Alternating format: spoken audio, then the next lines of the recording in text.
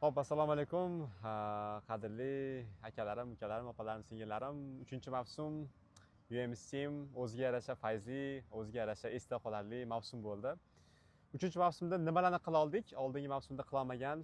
Masalan, tripimiz bu safar Toshkent viloyatiga bo'lgan tripimiz juda ham fayzli bo'ldi. Barcha ishtirokchilar eshitdim, pozitiv feedbacklar oldim. Ko'pchilik yoqdi va bizda ekskursiyalar tashkil qilindi va darslar sifati ham ancha-muncha yaxshi bo'ldi. Ikkinchi mavsum birinchi mavsumga qaraganda. Katta jamoa, tashkiliy jamoa juda ham yaxshi ishlashdi va bizda aynan media komanda jihatdan bu safar ancha kuchli komanda yig'ildi. 3-mavsumda aynan tematika jihatdan, darslar o'tish jihatdan, spikerlar jihatdan o'ylaymanki, biza o'ylagan, rejalashtirgan mavzularni biza bera oldik. Hamda 3-mavsumdagi har bitta ishtirokchi ham bu bilimlar uchun o'zligi kerak bo'lgan mavzularni o'zlashtira olishdi. Va 3-mavsum haqida nima deyish mumkin? Hammasi kutgandan ko'ra a'lo va har mavsum oldingi mavsumdan ko'ra yaxshi bo'ladiganlardek, xudo xolasa mana 3-mavsum tugadi, u yog'iga 4-mavsum bundan ham yaxshi bo'ladi. UMC hayotimda yaxshigina o'zgarishlar olib keldi. Masalan, UMCning boshlanishida ilk marta kirganimda rostakam introvert, hech qanaqa loyihalar, balki insonlar bilan kelishib ketish menda rostakam muammo bo'lgan. Shuning orqasidan o'zimda qaysidir ma'noda project manager PMlikda sinab ko'rdim. Bu men uchun yangi soha, yangi yo'nalish edi. Qo'limdan kelgancha harakat qildim. Unda insonlar bilan chiqishib ketish, soft skilllar rivojlantirish, ayniqsa qiyin vaziyatlarda, muammoli vaziyatlarda o'zini bosib olish, qanaqa yechim berish, shu kabi narsalarda yaxshigina o'rgandim. Undan tashqari loyiha tuzish, ularni amalga oshirish kabi ko'nikmalarga ega bo'ldim. Xudo xolasa kelajakda bu tushunchalar, bu ma'lumotlar orqali yangi ishlarimni qilaman deb o'ylayman. Xo'p, loyihada erishgan eng katta yutug'im bu menda networking bo'lgan. To'g'risi, participant bo'lib ikkinchi mavsumda qatnashganimda menda tanishlar deyarli bo'lmagan. Aynan UMSteamdan keyin menda shunaqangi networking kuchayib ketgan. Har qaysi loyihaga borganimda, bu kishi bilan UMSteamda tanishganman, bu kishi bilan UMSteamda birga bo'lganmiz degan fikrlar kela boshladi va 3-mavsumda ham erishgan eng katta narsam bilim va ko'nikmalardan tashqari bu networking deb o'ylayman. Xo'p do'stlar, ish taqsimotiga keladigan bo'lsak, aynan UMSteam 3-mavsumida juda ham yaxshi komanda yig'ildi deb o'ylayman, chunki ikkinchi mavsumda men o'zim koordinator bo'lganman va 3-mavsumda head of coordinators bo'ldim. Undan tashqari speakerlikka ham chaqirishdi. Bolalar bilan birga ishlashga ham bizda imkon bo'ldi, lekin aynan ish taqsimoti haqida gaplashadigan bo'lsak, menimcha adolatdan taqsimlandi deb o'ylayman. Nimaga? Chunki hammani o'zining pozitsiyasi bor edi. Masalan, men head of coordinators edim va bu degani menda ish yuklamasi 2 barobar bo'lishi tabiiy edi. Masalan, men koordinatorlik qilganimda faqat bolalarim bilan ishlagan bo'lsam, bu safar head of coordinators bo'lganligim uchun ham bolalar bilan, ham bundan tashqari jamoa bilan ishlashim kerak edi. Ularga motivatsiya berib, ular bilan birgalikda shu loyihani yakuniga yetishimiz kerak edi va men juda ham xursandman. Loyihamiz ham o'z nihoyasiga yetay deb qoldi. Endi ish taqsimotida boshqalarga keladigan bo'lsak, aynan mana shu mavsumda media jamoasida juda ham zo'r ishladi deya olmayman. Ish taqsimotida keragidan ortiqcha vazifa bajarishdi deb o'ylayman. Ya'ni qay ma'noda? Ularga yuklatilgan vazifadan tashqari yana o'zlari qo'shimcha ishlar qilishgani meni juda ham xursand qildi. Aynan media jamoasiga o'zimni minnatdorchiligimni bildirmoqchiman. Bundan tashqari har bitta koordinatorga bolalar bilan alohida ishlab, guruhlarni dizayn qilib, aynan logotiplarni ishlashgani meni ham quvontirdi. Bundan tashqari event menejerlardan Nilufar juda ham katta ish qildi. Unga rahmat aytmoqchiman va yana boshqa pozitsiyalarimiz, umuman technical managerimiz juda ham yaxshi, katta ishni hajmdagi ishni qilib qo'ygan. To'g'ri, ko'pgina texnik muammolar bo'ldi, buni ko'pchilik yozdi, lekin sizlar faqat tashqi tomonni ko'rdinglar, backgroundda bo'lgan ishlar ko'rmadinglar. Shuning uchun tashqi tomondagi ayrim bo'lgan uzilishlar sizlarga tuyulishi mumkin. Masalan, biz uni hazil qilib olib chiqqanimiz bilan, lekin Umidjon o'ylayman eng ko'p ish qilgan top 3 talikda deb o'ylayman shaxsan, chunki eng katta ishda masalan mana yopilish marosimidagi aynan bizdagi ariza qilinayotgan o'sha saytdagi narsalarda yoki umuman saytda o'zi bu juda ham katta mehnat talab qilinadi. Shunaqa katta ishlarni qilganligi uchun mana bu eventlardagi kichkina muammolar ko'zga ko'ringan bo'lishi mumkin, lekin aslida juda ham katta ish qilindi. Menimcha adolatdan taqsimlandi va hamma o'zidan keragidan ortiq ishni qilishga harakat qildi deb o'ylayman. Voy! Yo'qol. To'g'risi, UMSteam loyihasiga ikkinchi mavsum so'ngida, ya'ni yopilish marosimida juda ham katta qiziqish bildirganman va aynan mana shu qiziqish men 3-mavsumda jamoada ishlashga olib keldi. Va savolga javob beradigan bo'lsam, ya'ni loyiha davomida eng pozitiv va doim yaxshi kayfiyatda yuradigan inson bu Nilufar deb hisoblayman. Chunki nafaqat men, balki boshqa jamoa a'zolari va ishtirokchilar ham bilishadiki, doim chiroyli tabassumda va yaxshi kayfiyatda yuradi va bu jamoamizga doim ijobiy ta'sir ko'rsatadi. Xo'p, bu hamma bilsa kerak buni. Loyiha davomida eng ko'p birga ishlagan insonim Mohira. Ayni damda kamerachimiz. Mohirani birinchi marta o'zi qachonda, meni gruppaga keyin qo'shilganman. Gruppaga o'zi eng oxirgi qo'shilgan insonman. O payti menga sizni sherigingiz bor deb taklif qilishgan. Kirganimda Mohira turganlar, birinchi men bularga yozganman. Yaxshimisiz? Salomlashish, keyin o'zingiz menga yordam berib turasiz-da, men bilmayman uncha, hali nima desam, professional emasman. Yordam berib turasiz deganimda, voy, men ham xuddi ikkalamiz bir xilmiz. Men ham sizdayman deganlar. Keyin ochig'i boshida sherigim qiz bolaligiga xursand bo'lganman. Keyin sekin-sekin birga ishlab boshladik. Prям bu yoqqa ketdi. Hamma narsa oramizda bo'ladigan hamma narsalar, gruppada bo'ladigan hamma narsa biz oramizda muhokamadan o'tgan. Eng yaxshi chiqishib ketgan insonlarimdan biri bu Mohira. Ularni ochiqni aytaman. Menda hamma narsaga xo'p deya olmayman, lekin Mohiradan kim nimadir so'rasa, har doim xo'p deydi, yo'q demaydi. O'zi o'sha narsaga stressga tushib qolsa ham, o'zini darslardan qolib ketsa ham, har doim yo'q deydi. Xo'p deydi, o'zi chalkashib ketdi. Har doim xo'p deydi. Men orada o'rgatyapman shu yo'q deyish kerakligini. Shu xislatlari juda ham yoqadi. Shu har qanaqa vaziyatda o'zini bosib olib gapiradi. Yaxshi ko'raman shu xislatingizni, saqlab qoling. Unaqa jahllari chiqib ketsa ham indamasdan hop deb turadilar. Zo'r. To'g'ri, admin akkaunt nima yuritdim va admin akkaunt bu har bir guruhda bor edi. Ya'ni media guruhda ham, tashkilotchilar guruhida ham, ishtirokchilarni alohida koordinator bilan bo'ladigan guruhida ham bor edi. Bu akkauntda bo'lib har bir sir asrordan hammasidan xabardor bo'ldim deya olmayman. Ba'zida o'qiydigan vaziyatim bo'ldi, ba'zida o'qiy olmaydigan vaziyatim bo'ldi. Aksariyat holatda o'qiy olmadim, to'g'risini aytadigan bo'lsam. Keyin anonim bot ochilganda va bunda ham qiziqarli savollar yoki qiziqarli fikrlar keltirib turadi. Deyarli ularning hammasi bilan men tanish bo'ldim. Ya'ni kimdir haqida fikr bildiriladi. Masalan, ko'proq Behroz haqida fikr bildirilganda, Behroz zo'r bola, Behroz PM bo'lsa bo'lardi 4-generationga yoki Farruh ham ta'kidlab o'tishdi. Farruh tanlanib zo'r qilindi bu loyihaga PM sifatida. Hammasi eplab keta oladi akademik jihatda yoki qiziqarli voqealar bo'yicha ta'riflar berib turdi. Hamma sir asrorlardan to'liq nima desam, xabardor bo'ldim deya olmayman, lekin har bir guruh a'zolari, ishtirokchilar bilan onlayn bo'lsa-da muloqotda bo'lib turdim va ularni guruhlarga kirib hazil qilib, kechasi 2-3 da yozishsa ham bo'ldi, uxlanglar deb shunaqa yozishib turgan vaziyatlarim bo'ldi. Yaxshi bo'ldi. Savol berasizmi? Xo'p, o'zim ham Steamda kirishimdan oldin 3 ta odam tanirdim. Lekin hozir ko'z tegmasin 40 dan ortiq tanish orttirdim. Steamga qo'shilish orqali.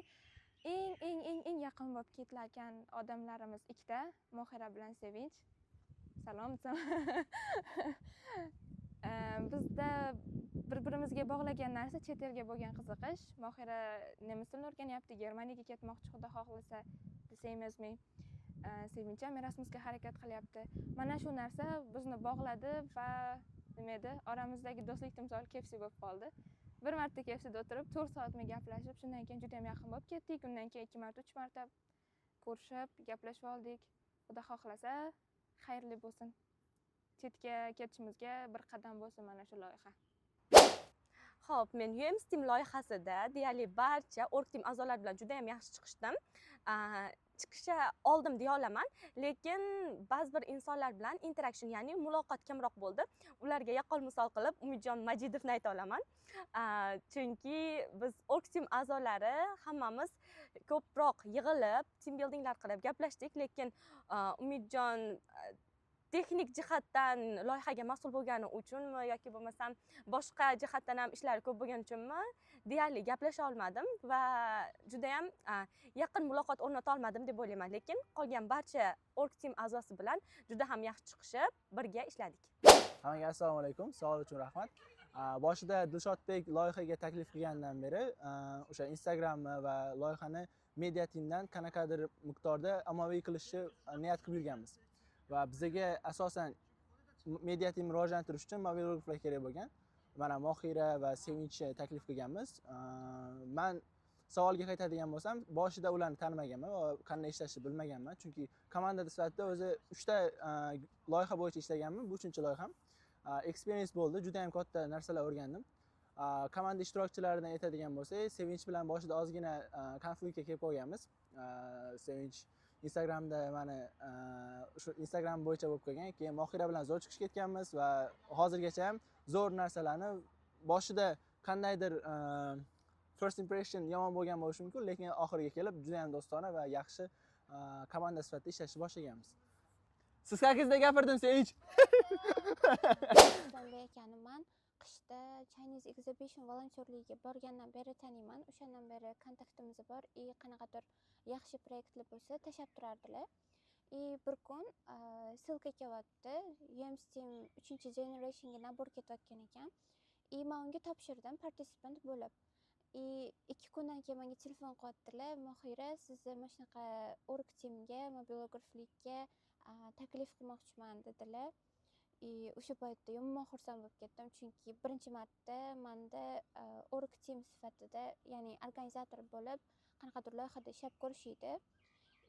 Mana shunaqa qilib teamga qo'shilib qoldim. Xo'p, UMSteam men uchun juda ham unutilmas loyiha bo'ldi va men uchun eng pozitiv taassurot qoldirgan inson bu Mohira. Men uni mas'uliyatliligini, har qachon ko'rib turishini juda ham yaxshi ko'raman va u bilan muloqot jarayonida ham do'st bo'lib ketishimizga ishonganman. Hozir esa bizdan qalin dugonalar chiqqan va men Mohirani juda ham yaxshi ko'raman. Uning pozitivligi, samimiyligini hammasini hurmat qilaman va nasib bo'lsa kelgusida ham birgalikda ishlaymiz va o'rtoq bo'lib qolamiz. Xo'p, do'stlar, hozir mana bizda randomly ishtirokchilarni komanda orqasidan olamiz. Kimligi? Xo'p, demak, tashkilotchi Mahmudova Ruxshona tushdilar. Ruxshona haqida fikrlarni aytadigan bo'lsam, mas'uliyatli qizlar. Albatta, jamoada o'zlari ham keladilar, kerak paytda tashkilotchi, kerak bo'lgan paytda ishtirokchi va mas'uliyatlilar bor va o'zlarida bitta inisiativa chiqsa, shu inisiativani oxirigacha ushlab, o'sha inisiativani o'zi qiladigan tashkilotchilar qatorida ekan.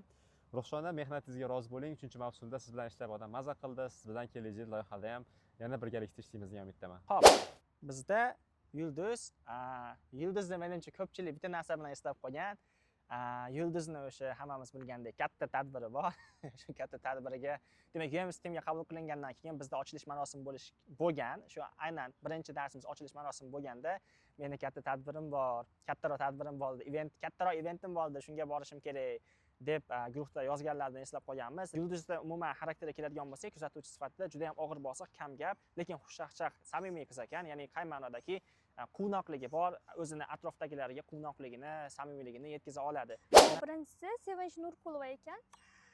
Sevinch to'g'risi bu qizni o'zim intervyu qilganman va intervyuda ham do'ppi bilan kirgandi.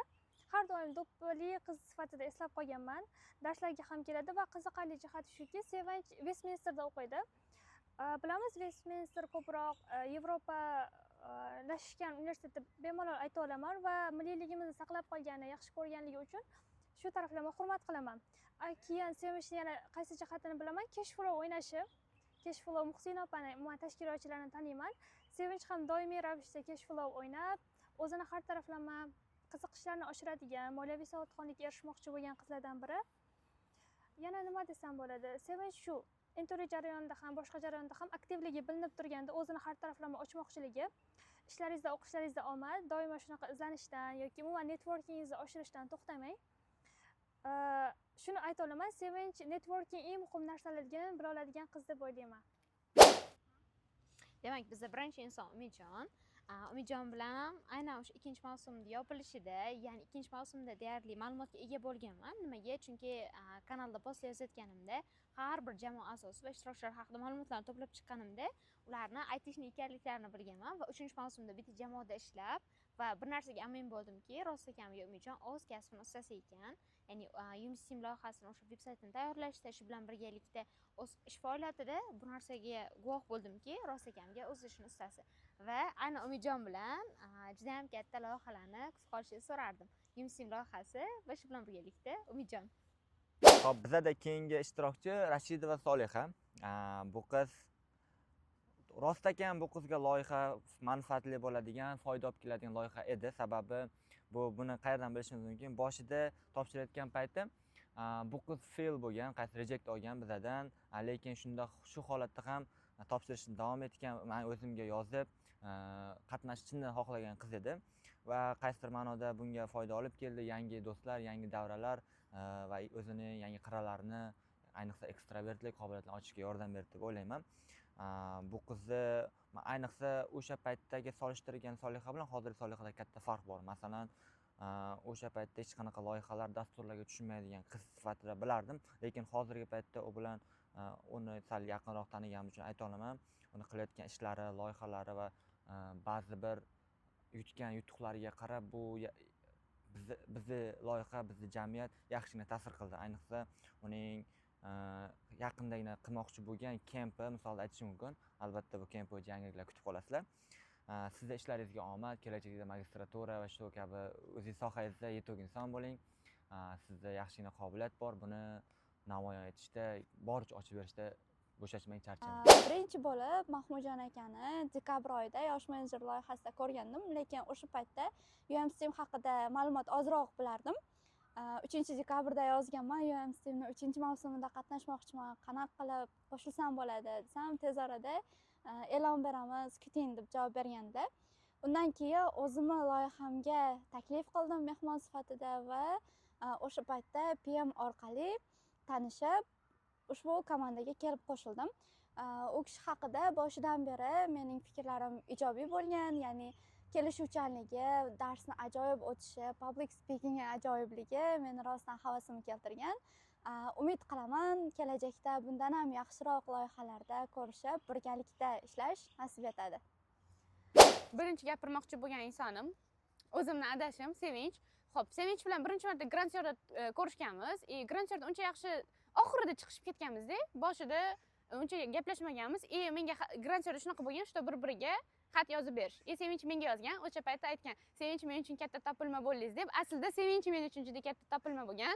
Chunki Grand Syor orqali Sevinch orqali UMSga qo'shildim. UMSdan Sevinch orqali yana boshqa ishlarga ham qo'shilyapman. Sevinch buning uchun katta rahmat. To'g'risi, siz hayotimda uchratgan eng yaxshi insonlarimdan birisiz va yaxshi ham Grand Syorga borgan ekanman, shunda sizni ko'rdim. Xarakteringiz juda ham yoqadi. Har doim kulib gapirishlaringiz, har tomonlama hammaga xo'p deyishingiz, mas'uliyatingiz, ochig'i mas'uliyatingizga gap bo'lishi mumkin emas. Qanaqadir vazifa berilsa, jon jaxshi bilan qiladigan inson bu Sevinch. Mendan kichkina bo'lsa ham Sevinchdan ancha-muncha ko'p narsa o'rgandim. O'zimni chin o'rtog'im sifatida ko'raman. Keyingi ishtirokchi bu Farruh. Bizni 4-mavsumimizni bo'lajak PM. Avvalambor tabriklayman Farruhni bunaqangi mavqe bilan, lavozim bilan, yangi lavozim bilan. Xo'p, Farruh bilan UMStripgacha deyarli gaplashib ko'rmaganman, lekin trip davomida Farruh ham men kashf qilgan ishtirokchilardan biri bo'ldi. Aynan samimiyligi, intiluvchanligi va kreativligi bilan meni lol qoldirdi. Ayniqsa, bilasizlar, Gradwelldagi tashkiliy ish juda ham zo'r tashkillashtirilgan. Aynan Farruhni bunda roli katta deb bilaman. Shuning uchun kreativligi va boshqaruvchilik qobiliyati ham bor deb o'ylayman Farruhda. Bo'ldi. Paxta bo'lib qoladi lekin. Olyapsizmi? Bo'pti. Xo'p, tashkilotchilardan Mohira Hasanova tushibdi. Xo'p. Mohirani birinchi ko'rganimda, birinchi boshdagi taassurotlarimdan gapiraman. Umuman kelisha olmayman deb o'ylaganman, chunki indamay yurardi. Keyin o'sha kafeda o'tirganimizdan keyin ancha yaqin bo'lib ketdik. Mohirani bitta narsasi yoqadi. O'zida vaziyat qiyin bo'lib tursa ham boshqa odamga hech qachon yo'q demaydi. Masalan, hozir ham kechikib keldim. 4 soat kechikdim shekilli. Uzr. 4 soat kechikib keldim. 4 soat kutib, mana shu yerda bo'g'ib qo'ymasdan yaxshi tabassum bilan kutib oldi. Hammasiga rahmat. Kelajakda omadlar tilayman, baxtlar tilayman. Xo'p, keyingisi Sitora. Sitora bilan o'sha mahallada Dudu gap anonsidan Gradwelldan keyin tanishganmiz. Juda ham zo'ra borganlar sahnani va yana aytadigan bo'lsak, kompaniya turdan keyin o'zi asosan bolalar bilan tanishib bo'lganmiz. Bu joyda o'tirib, shu suhbatlashib, har xil narsalar haqida bilganimdan keyin bu qiz juda ham ochiq ko'ngil va odamlarga to'g'risini to'g'ri aytadigan, bittada qanday desak bo'ladi, juda ham samimiy qiz sifatida ko'rdim. Ularning ishlariga omad tilab qolamiz. Umarkulova Farangiz juda ham mas'uliyatli qiz. Eshitishimga qaraganda, loyihani so'nggi nuqtalarida hamma muammoni hal qilib yuborish bu qizning qo'lidan kelar ekan va mas'uliyat bo'yicha birinchi o'rin desak ham mubolag'a bo'lmasa kerak va juda ham pozitiv gapirishlari, o'ziga har bir so'zni aytganda o'ziga bo'lgan ishonchi bilinib turadi va men bu qizni juda ham hurmat qilaman. Rahmon va Nozligul. Rahmonova Nozigul bilan uncha ko'p muloqot qilmaganmiz, lekin u haqida to'g'risi koordinatordan juda ham yaxshi feedbacklar eshitganman. Ya'ni loyihada o'zi qatnasha olmagan bo'lsa ham, qatnasha olmasa ham, ba'zida aktiv bo'la olmasa ham, onlayn bo'lsa ham, boshqa holatlarda, tasklarda mas'uliyatni qo'lga olgan qiz deb bilaman Nozigulni. Keyingi inson tashkilotchilar jamoasidan Nilufar. Xo'p, Nilufar haqida aytsam, ochig'i loyiha boshlanishidan oldin Nilufar pozitsiyasi event manager edi. Ya'ni event manager boshida o'ylagandim, o'zi nima ish qiladi event manager? Bizda eventlarni masalan PM boshqarsa, har bitta inson o'zini pozitsiyasi bo'lsa, koordinatorlar bo'lsa, nima ish qilar ekan deb o'ylagandim boshida. Lekin shuni tushundimki, loyiha oxirida event manager, ayniqsa Nilufarning qilgan ishlari loyihada eng salmoqli. Men uchun eng top 3 ta insonlardan bittasi, loyihada eng ko'p hissa qo'shgan insonlardan bittasi deb ayta olaman bemalol. Nilufarning xarakteriga to'xtalsak, Nilufar loyihadagi eng samimiy insonlardan bittasi. Chunki shunaqa vaziyat bo'ldiki, loyihada negativ, pozitiv vaziyatda ham Nilufar o'zini kulgusi bilan, o'zini pozitivligi bilan vaziyatdan chiqib keta oldilar va loyihani ham pozitiv tomondan o'zgartirib oldilar. Hozirda keyingisi Sevara. Sevarani men tripga borganda tanidim.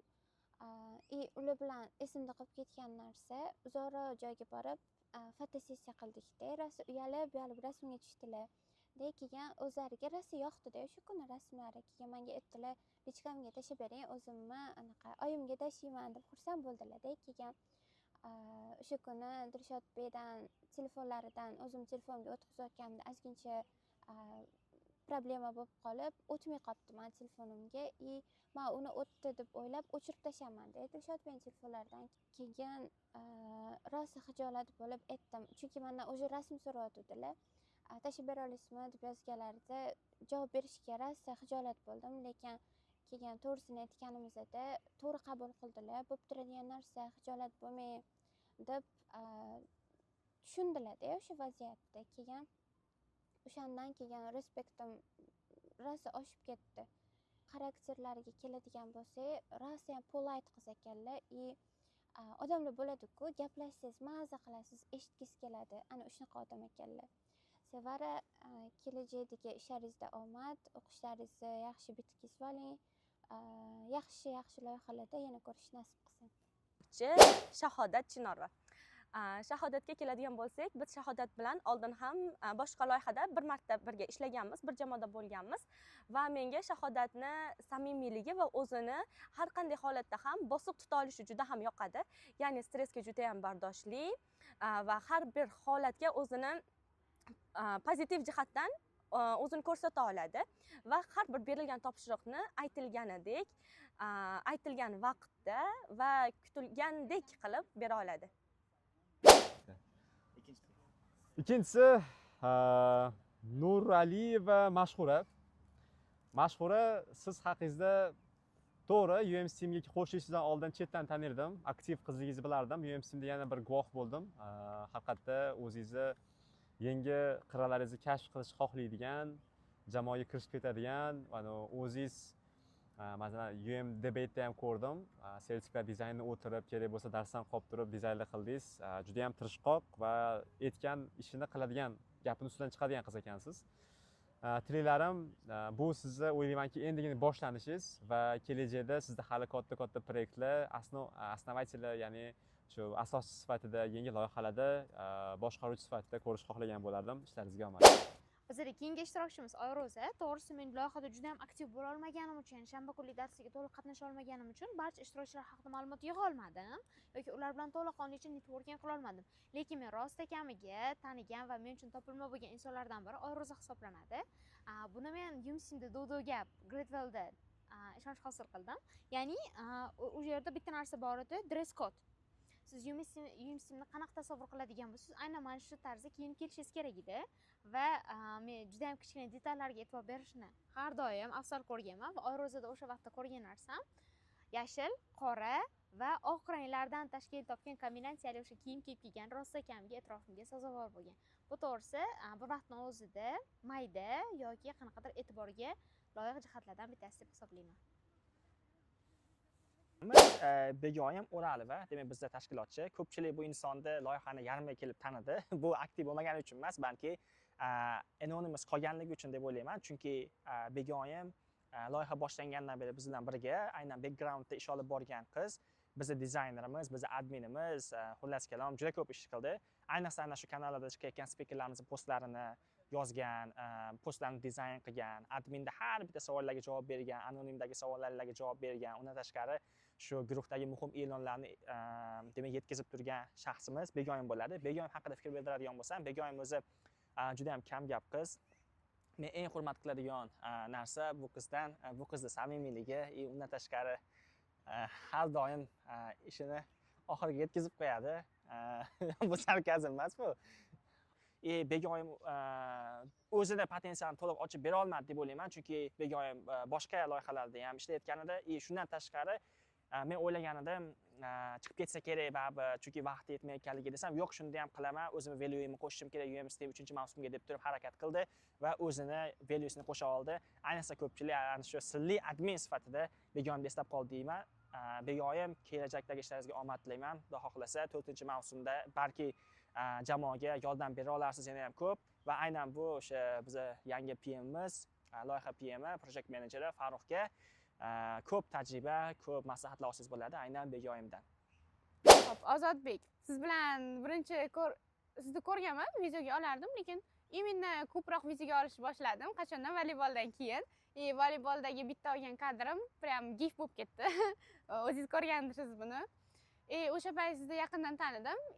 Keyin kadrlar sizda olishni ko'paytirdim, chunki qarasam qiziq ketar ekan. O'shancha именно sizni oldim. Kecha kundagi eventda ham, darsda ham o'shanda oldim, chunki u olingani oxirgi kadr uchun olingandi. Ko'p nega bunchalik ko'p bizni olyapsiz deganingiz, dars bo'lib o'tirgan joyda siz boshqa ish qilib o'tirganingiz, o'shancha именно sizni olgim keldi. Bilmayman nega. O'sha narsani qo'shganimiz keldi. Ozodbek xarakteringiz zo'r ekan. Bitta universitetda o'qishimizni keyinchalik bilib qoldim siz bilan. Bitta universitetda, именно sobiq universitetimda o'sha binolarda o'qirkansiz. Xo'p. Xullas, shunaqa xarakteringiz zo'r inson bola ekansiz. Endi tengqurmiz shekilli, adashmasam, siz 2005 edingiz. Shunaqa gaplar. Bundan keyin video olmayman. Shu bilan hammasi tugadi. Endi bu gapni siz ham ko'p ishlatmaysiz, men ham oldingizga kamera ko'tarib kelmayman.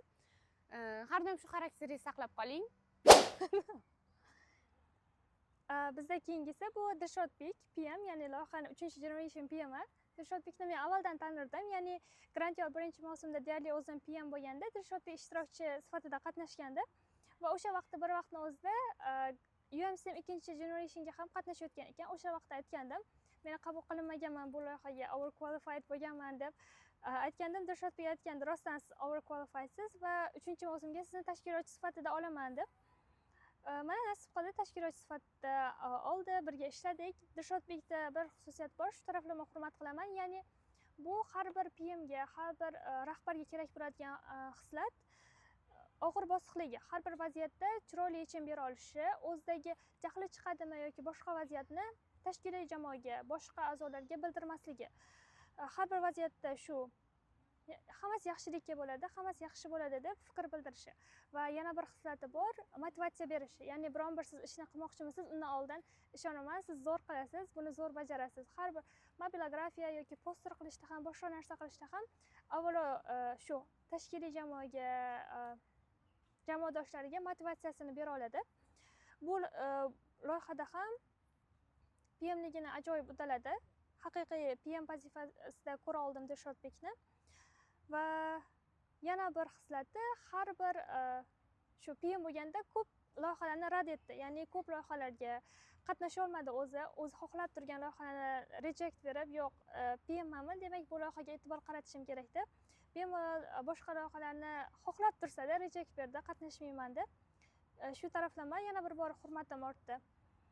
Xo'p, omad, siz bilan keyin boshqa loyihalarda ham birga ishlash nasib qilsin Dilshodbek. Shu nima desam, samimiyligingizni yo'qotmang. Sog' bo'ling, salomat bo'ling. Keyingi ishtirokchi Suyunova Lobar.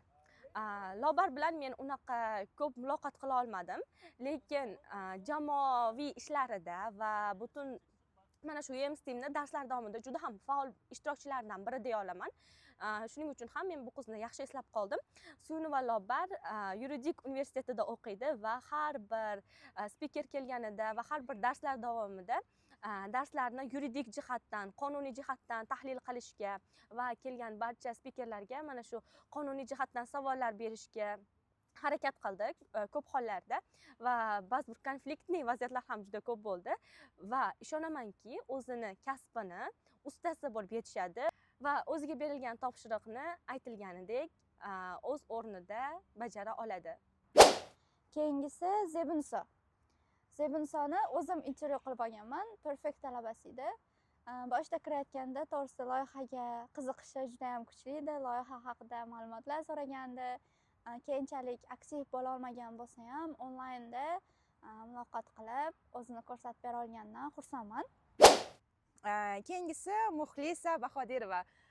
Bu qiz haqida gapirsam juda ham gap ko'p.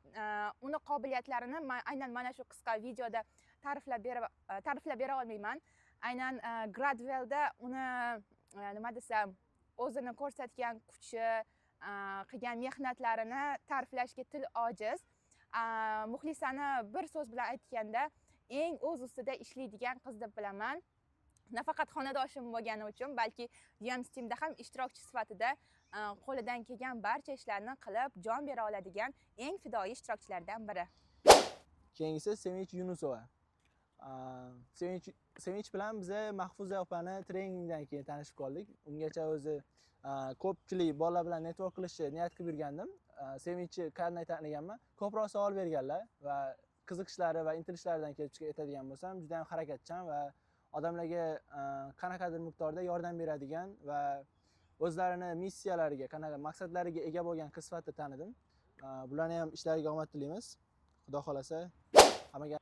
Xo'p, bizada keyingi ishtirokchi bu Asanakul va Ruhshona. Bu qiz menda juda ham pozitiv taassurot qoldirdi. Qaysiki u har bir berilgan assignmentlarda, har bir berilgan savollarda o'zi tanqidiy fikrlashi bilan va muammolarga ajoyib yechim berishi bilan meni xotiramda qoldi va bu qizni kelgusi ishlarida omad tilab qolaman va har doim kulib yursa, unga kulish juda ham yarashadi.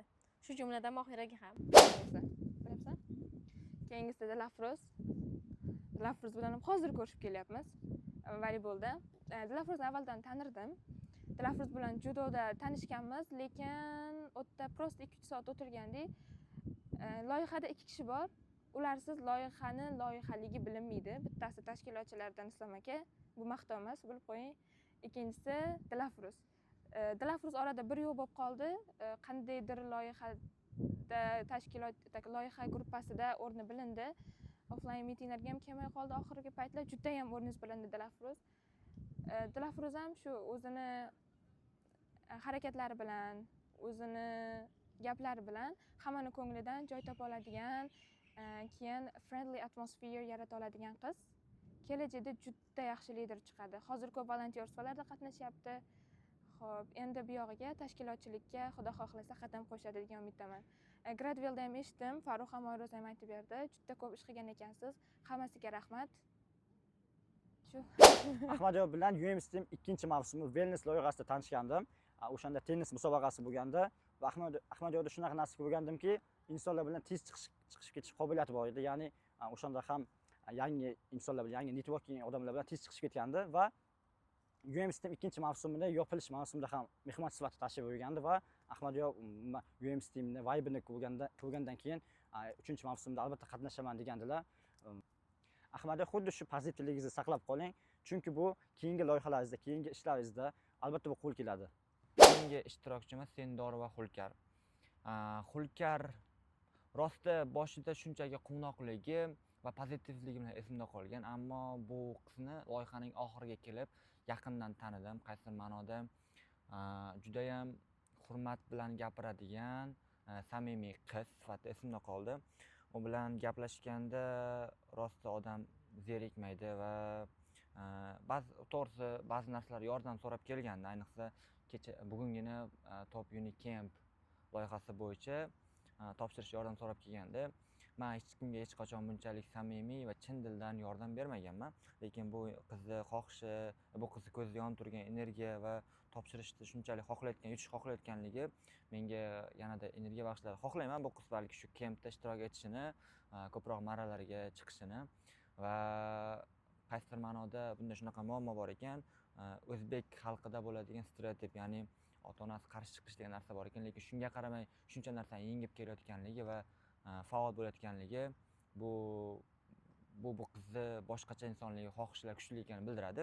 Hulkar, to'xtamang, xudo xohlasa balki ota-onangiz sizni asl qobiliyatingizni bilmagandir, sizda kuchli qobiliyat bor, butun jamiyatga foydasi tegan inson bo'lasiz. Buning uchun gap so'zlarga e'tibor bermang, olg'a qadam bosavering. Sizga ishonamiz, ishlaringiz omad. Uchinchisi Xo'jamberdiyev Behruz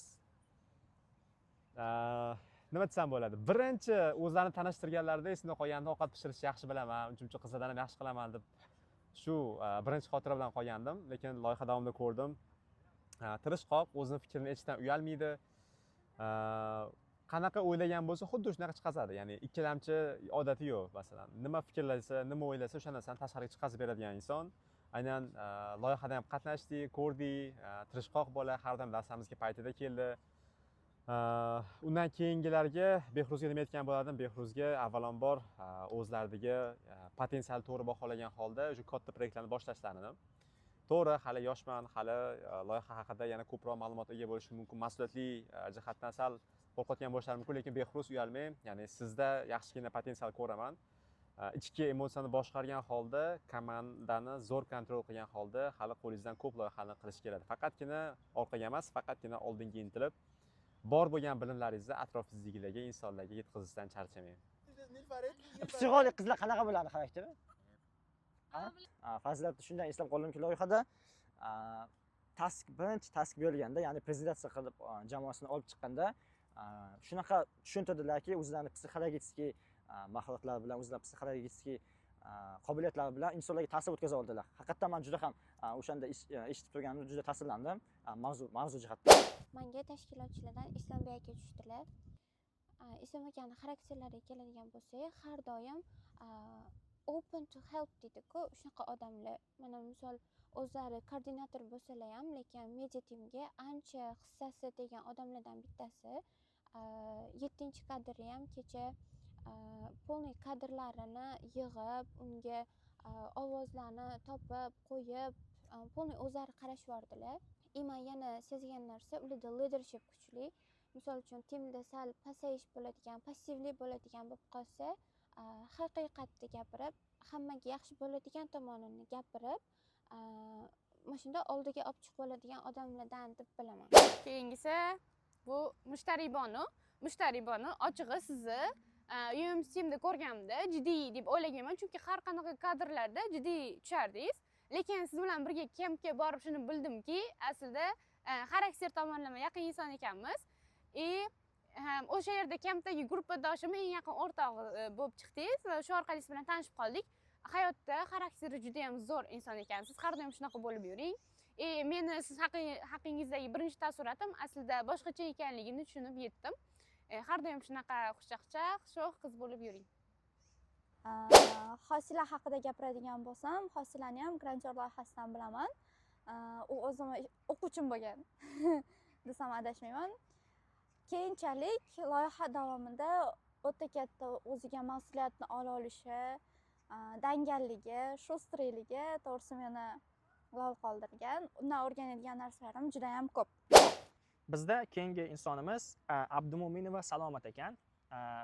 Xo'p, Salomatni men 2 oy davomida kuzatdim, chunki men o'zi kuzatishni yaxshi ko'raman odamlarni. O'zim ko'p gapirganimdan e'tiborsiz deb o'ylashadi, lekin ko'pchilikni kuzatib, anaqa deb o'ylayman. Shuning uchun masalan yaxshi bilganlar ham, boshqalar ham bir qanaqadir haligi sifat berayotgan psixolog deb hazillashardi. Chunki o'sha kuzatib, nimadir tahlil qilgim keladi insonlar haqida. O'zim juda ham kuchli tahlil qilaman deyapman, lekin xohlayman shu narsani. Salomat haqida gapiradigan bo'lsam, 2 oy davomida bu qiz menimcha UMSTM 3-mavsumdagi eng odobli qizlardan biri deb o'ylayman va eng odobli qizlardan o'sha biri. Sababi u qiz misol uchun, endi to'g'ri, misol uchun men ko'p gapiraman, endi ish hajmim qanaqa bilmayman, lekin bu qiz kam gapirsa ham ko'p ish qilib jamoasiga value bera oldi deb o'ylayman. Chunki Salomat aynan o'zini guruhida tadbirlarda yoki backgroundda juda ham ko'p ish qiladi. Masalan, Dudu gapda ham dizaynlarni Salomat qilgan. Undan tashqari hozir copywriter aynan yangi ularga berilgan loyiha wellnessda aynan biz boshlagan wellness loyihasini mana bular ukalarimiz, singillarimiz davom ettiradi. Men juda ham xursandman. Bular birgalikda ishlashyapti va postlar juda ham ajoyib chiqyapti. Shuning uchun aytmoqchimanki, Salomatning xarakteri juda ham og'ir bosiq, kamtar, lekin qo'ldan ko'p ish keladigan, aynan backgroundda juda ham katta ish qiladigan inson sifatida men eslab qolyapman bu qizni. Kelasi mavsumlarda ham albatta ishonaman, 4-mavsum UMS Teamga o'zining foydasini beradi. Buni aynan bu PMga, yangi PMga murojaat bu. Ko'p maslahatlar olsangiz bo'ladi, ko'p tomonlama foydalansangiz bo'ladi, aynan dizayn sohasida, boshqa sohasida. Undan tashqari shu UMS Team Trip Xo'jakentga borganimizda pishiriq qilib borganda juda ham mazali pishiriq qilib kelganida bu ham esimda qolib ketdi.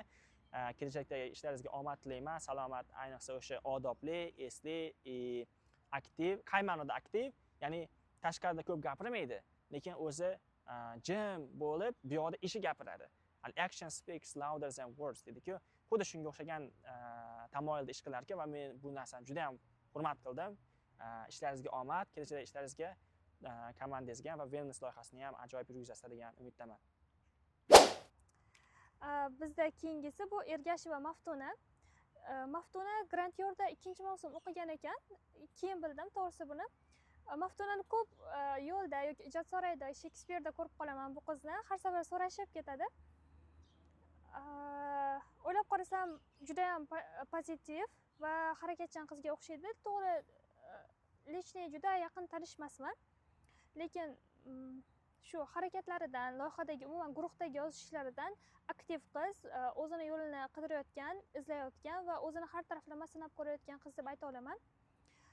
Xo'p, Maftuna, o'qishlaringizga sizni ham omad.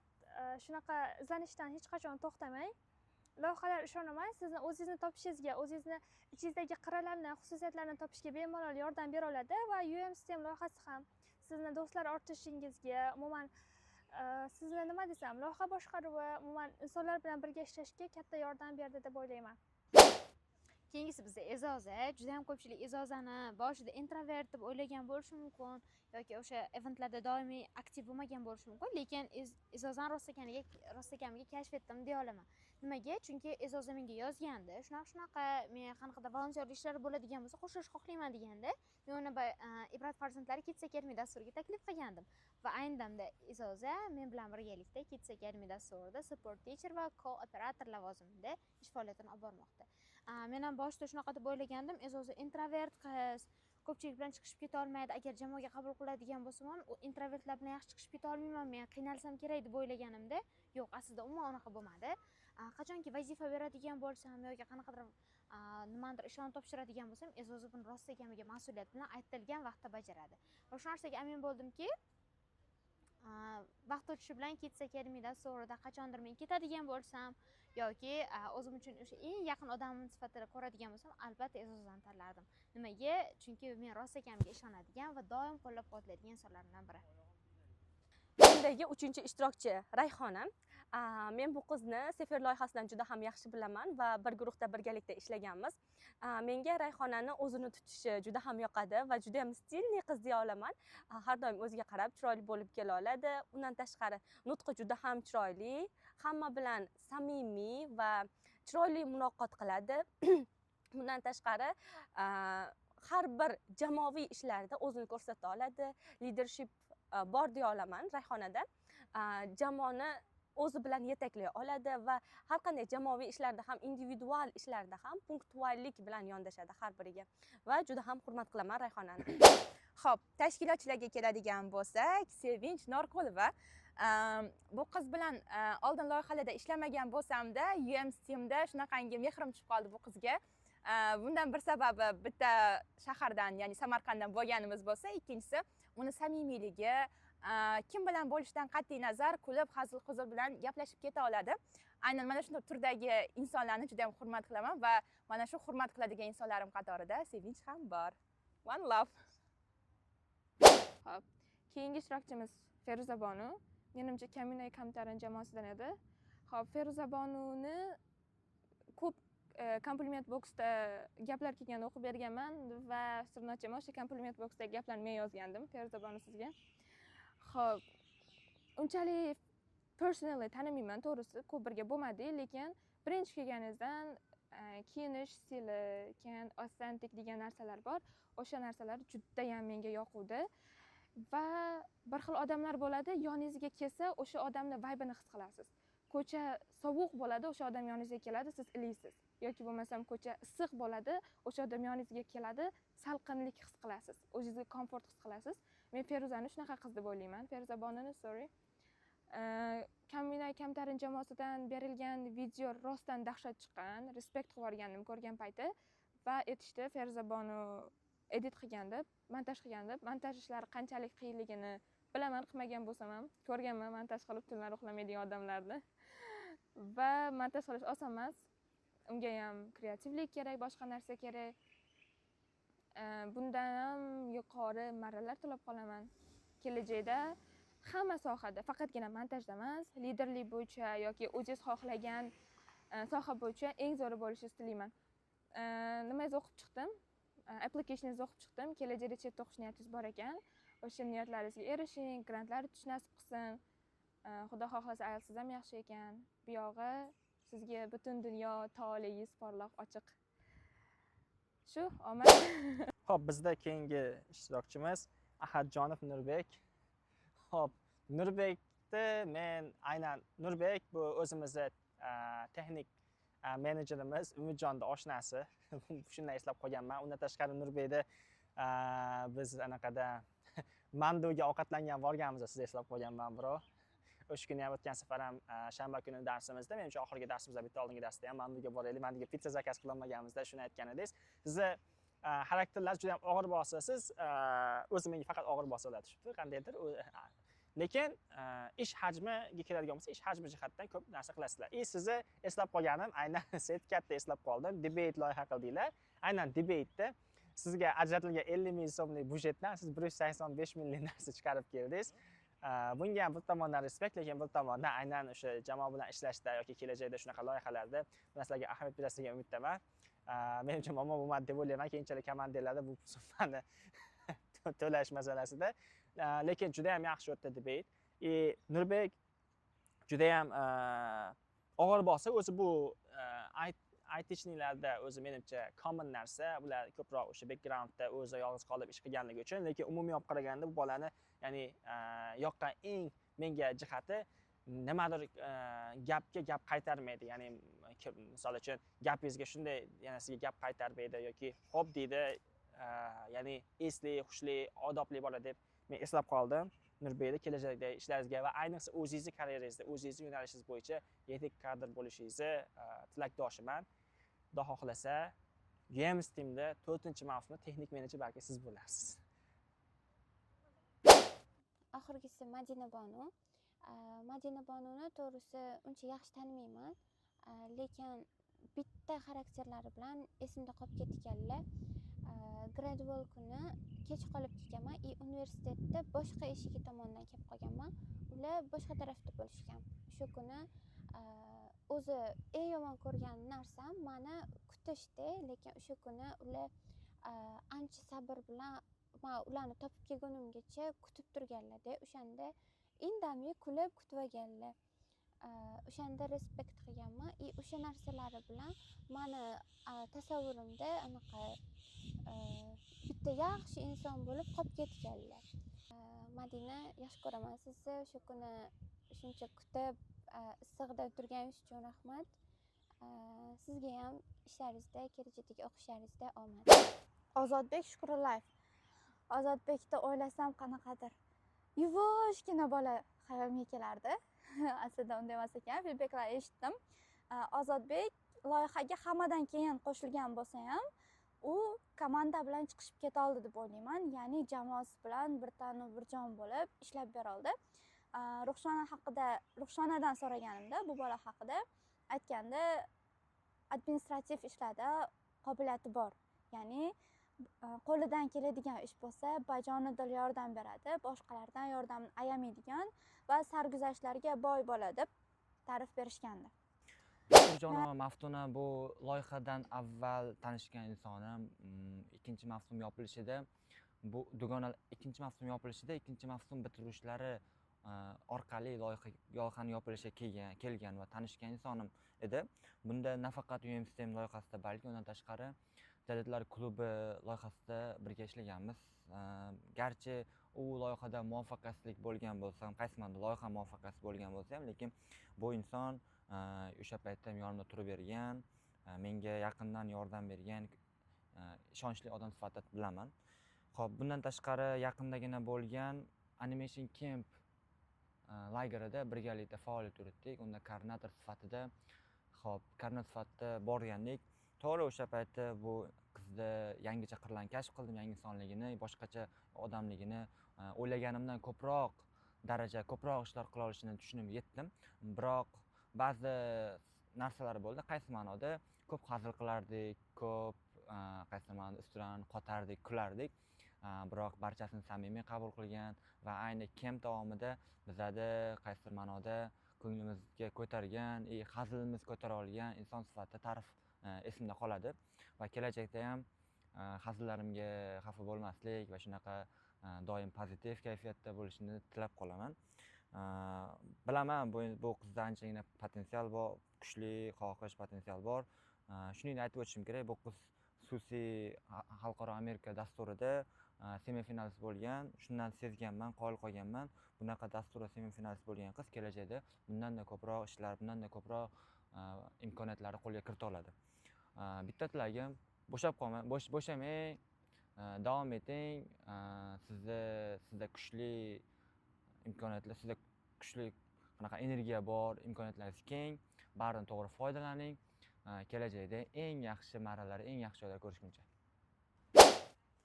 Xo'p, men eng best friendim univerdagi Bayir va Madina va meni o'zimni jamoamning a'zosi Cringe Guys. Boshida univerga kirib kelganda ham o'ylagandim, qaniydi shu qiz bilan o'rtoq bo'lsam va masalan hozir hamma qilgan niyatlarim keragidan ortiq amalga oshdi. U bilan nafaqat o'rtoq bo'ldim, balki u bilan bitta loyihada ishlab kelmoqdaman va loyihamizda juda ham cringe vaziyatlar bo'lib qoldi, xuddi guruhimiz nomi, ya'ni Cringe Guysga o'xshab. Video olish jarayonlari, har bir xotiralar unutilmas bo'ldi. Har bir qilingan ishimiz, har bir yasagan videomiz, hattoki video yasash, ya'ni introduction taskida ham bu qiz Madina o'zini qanchalik mas'uliyatliligi, jonkuyarligi va kreativligi bilan ajralib turdi va jamoamizni shunaqa qiyin taskdan chiqib ketishga muhim bo'lgan o'z hissasini qo'shdi. Endi tashkilotchilardan menga tushgan tashkilotchi Ruxshona Arslonova, Ruxshona adashim. Ruxshonani men birinchi bo'lib mana shu UMSTMga qabul qilinganimdan keyin taniganman Ruxshonani. Oldin hech qaysi loyihada birga ishlab ko'rmaganmiz, lekin shunga qaramasdan juda ham tirishqoq, intiluvchan va o'z ustida ishlay oladigan qiz deb bildim Ruxshonani va hech ham o'ylab ko'rmagandim. Yutuqlari juda ham ko'p ekan va havas qilishga arzigulik qiz deya olaman. Qachon qarasam o'z ustida ishlayotgan bo'ladi. Hech ham bo'sh qolganini ko'rmadim mana shu loyiha davomida ham.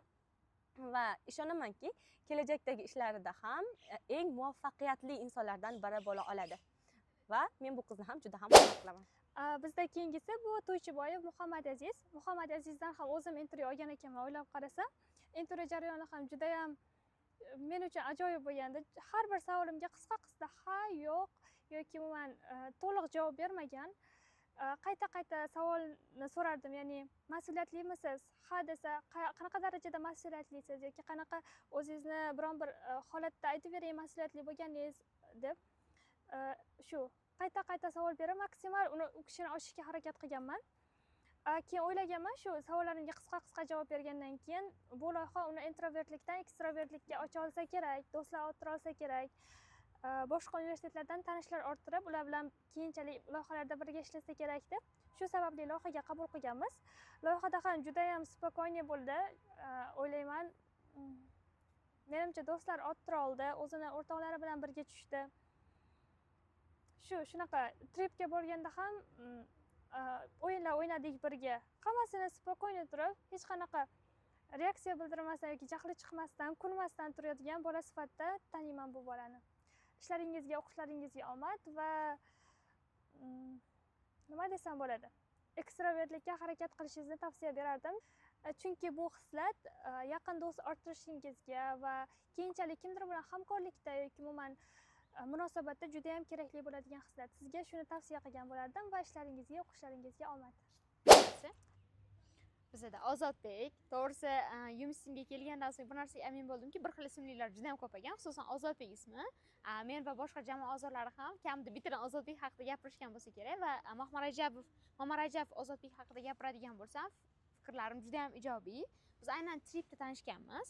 O'shanda chet elga grant yutish bo'yicha yoki sayohat qilish bo'yicha o'qishni exchange qilishi bilan birgalikda ijtimoiy faollikka juda ham qiziqishini bildirgandi va o'sha tripda juda ham sumkam og'ir bo'lib ketganda men aytganman, sumkamga bitta volontyor kerak deganimda, men o'zim sizga volontyor bo'laman deb sumkam oxirigacha ko'tarib ketganda va bu men rostlakamga esda qolarli narsa bo'lgan.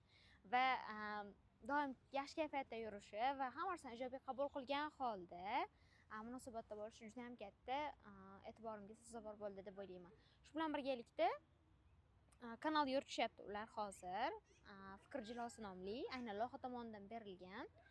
Aynan mana shu yerda Ozodbekni admin ekanligi va kanalni juda ham aktiv tarzda olib borayotgani rostlakamga zo'r bo'ldi. Nimaga? O'sha vaqtda ham aytib o'tganman men, qachonki inson o'zi yaxshi ko'rgan narsasini yoki qanaqadir ma'lumotga ega bo'lgan narsasi haqida ish qiladigan bo'lsa, faoliyat olib boradigan bo'lsa, bu rostlakamga ijobiy bo'ladi. Ozodbek o'zi ijod maktabini yakunlagan ekan va aynan mana shu ta'sirida kanalni menimcha zo'r yurityapti. Keyingi ishlar davom etadi. Xo'p, bizda men ta'rif berishim keyingi inson bu o'zimizning qadrdon Orgtimdagi tashkilotchilardan biri Javohirbek Durdiyev. Familiyasi ozgina qiyin, to'g'risini aytaman. Javohir loyihada olishda ozroq ikkilanganman, sababi bu yigit qiladigan ishlari, faoliyati juda ham ko'p, ayniqsa UMS ikkinchi mavsumdan keyin. Juda ham ko'pligi sababli o'ylaganman, balki loyihani qanchalik muvaffaqiyatli olib ketadi, qanchalik muvaffaqiyatli tugata oladi, bizga yordam tegarmikan, vaqt ajratarmikan deb qaysidir ma'noda bu fikrlarim qisman haq edi. Lekin shundoq bo'lishiga qaramasdan, uning qisqa vaqt davomida biz bilan birga bo'lganligi, loyihaga yetarlicha ta'sir ko'rsatganligi bu hurmatga loyiq. Javohirni yaqin do'st, jamoadosh inson sifatida juda hurmat qilaman. U hamma tomonlama turib bera oladigan, ayniqsa loyiha davomida o'g'il bola kam edi va o'sha kam o'g'il bola bo'lsa ham turib bera oladigan, yordam beradigan, sodiq, yelkadosh partnyor, sherik sifatida aytib o'tishim mumkin. Javohir, ishlaringizda, kelajakda ishlaringizga omad, sizda o'zingiz sohangizda yetuk inson bo'lishni tilab qolaman. Hozirgi qo'ygan qadamlaringiz, maqsadlaringiz ulug', ularning bariga yetishdan niyatdoshman. Xudo xolasa keyingi loyihalarda, keyingi bundan-da yaxshi darajalarda ko'rish nasib qilsin. Siz bilan ishlaganimdan xursandman. Rahmat. Va menda oxirgi ishtirokchi bu Nafisa Qudratova. Bu qiz ko'rinishidan koreyslarga o'xshaydi va bu qiz juda ham yoqdi menga. Eshitishimga qaraganda u GKS granti bilan Koreyada bir semestr o'qib kelgan ekan. Men buni eshitib juda ham xursand bo'ldim va kelgusi ishlarida unga zafar tilab qolaman. Loyiha davomida uni pozitivligi, doim kulib turishi, boshqalar bilan tez chiqib keta olishi va muammolarga o'zini yechimini o'ziga ishonch bilan berishi menimcha hurmatga sazovor va bugungi xullas nima deydi? Xullas tugadi. Yana savollar bormi, yo'q qoldi? Hammalarga rahmat. Sizlar bilan Mahmudjon O'tkurov bo'ldi. Sizlar bilan ozgina bo'lsa ham muddatda birgalikda harakat qilganimizdan, birgalikda ilm ulashganimizdan xursandmiz. Qachondir bo'lsa ham ko'z-ko'zga tushganda ko'rib qo'yganlarda oldimga kelib turib, Mahmudjon aka, sizga rahmat, bergan bilimlaringiz orqali shunaqa darajaga erishdim degan bo'lsanglar, faqatgina xursand bo'laman. Kelajakdagi ishlaringizga hammalarga omad.